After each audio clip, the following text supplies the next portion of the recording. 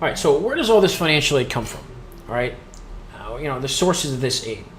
And again, if you visualize this in your mind, sometimes I think it's a good exercise is to just visualize a filing cabinet, and it's like there's three drawers in that filing cabinet.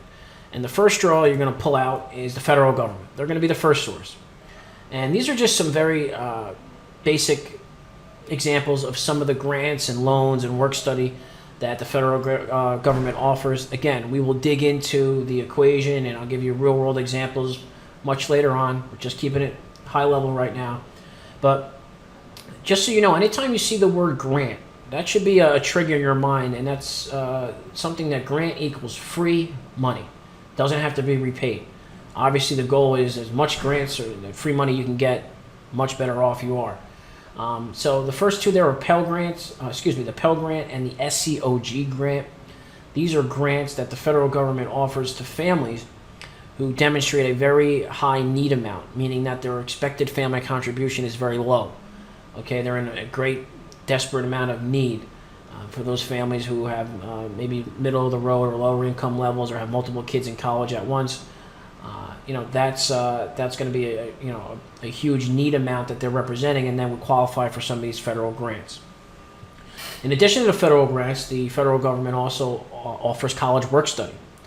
And again, we'll look at this when we look at some of the specific awards. But just generally speaking, it's a small part-time job on campus where it's just a different way to go about reducing the overall cost, where the student is kind of working off some of that cost with a small part-time job on campus. Don't be concerned; it's not a tremendous amount of time. I had work study when I was in school actually, and it was checking IDs in the rec center. Again, very easy job. It's not meant to be strenuous or to cause anxiety to make possibly the student's performance in college suffer. It's just another aspect that the federal government came up with, instead of just giving away money, where you can work off, if you will, some of that expense of the college attendance, and it's a credit towards the tuition bill if you do go into the college work study program. Not every single university is enrolled in the federal college work study, but majority are. Now moving forward, this is a big one. It's the Stafford Loan. And the Stafford Loan is a federal loan that is a part of every financial aid award that's offered. Now, you don't have to accept it, but 99% of students do. It's a student loan that, again, is considered just a part of your financial aid award. And depending on your expected family contribution level will depend on if the Stafford Loan or part of the Stafford Loan is subsidized or unsubsidized. Traditionally, the Stafford Loan starts at $5,500 freshman year, then increases to $6,500 sophomore year, and then tops out at $7,500 for junior and senior year. That number always increases a little bit over time. That's just the basis. So $1,000 or $100 or a couple $100 increases a year in the amount of the Stafford Loan is normal, but that's just the base of the Stafford Loan. And again, it's a federal loan that's attached to every single financial aid award.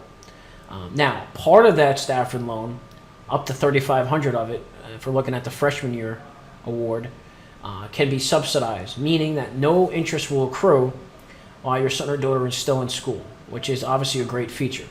Unsubsidized just means that interest is going to start racking up immediately once that Stafford Loan is initiated freshman year.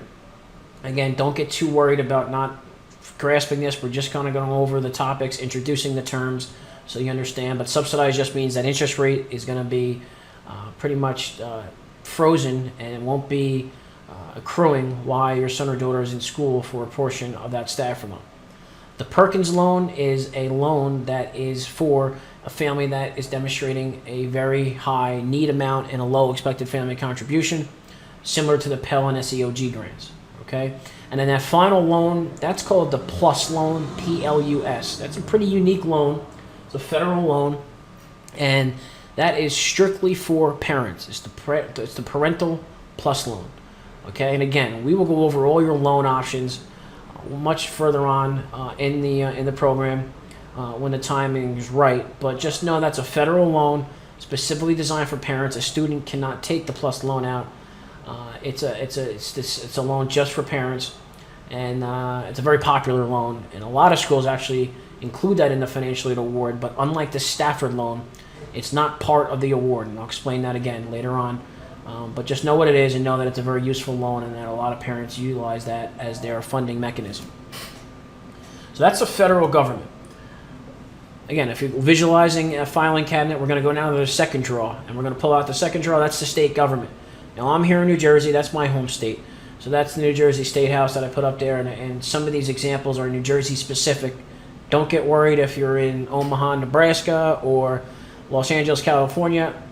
As we move through this program, you'll see how you can understand what your state government offers as we talk about the nonprofit kind of higher education assistance authority that most states have, not all, and how they can help. But the state government also plays a role in this. And for instance, HESA, HESAA.org, excuse me. This is the Higher Education Student Assistance Authority of New Jersey. It's a nonprofit division of New Jersey that helps families and parents as far as the cost of college. And a couple of things they do. They have some special programs for in-state residents. They also have some special programs for different professionals and different ethnic groups, which are great. Some different grants, and so to speak. It really updates every year. That's why I always say checking out those websites on a yearly basis, especially on that freshman year application, is always helpful. In New Jersey, they also offer their own funding mechanisms. One is the New Jersey TAG grant. Again, you got to get used to this. You see the word grant. Grant means free money. That's a huge positive. So New Jersey offers something called the TAG grant. That's for New Jersey residents, in-state residents going to school in-state to certain New Jersey institutions that, again, have an expected family contribution that's low and a need amount that's high.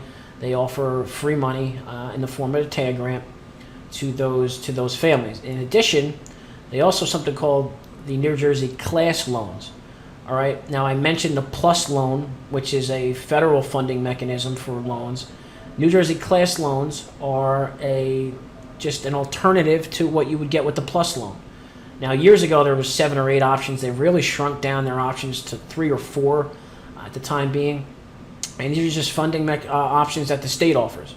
A little bit different than the PLUS loan and the federal options. Again, that's not the right time to dig into these, but just know the terms and kind of the sources of financial aid is the goal here.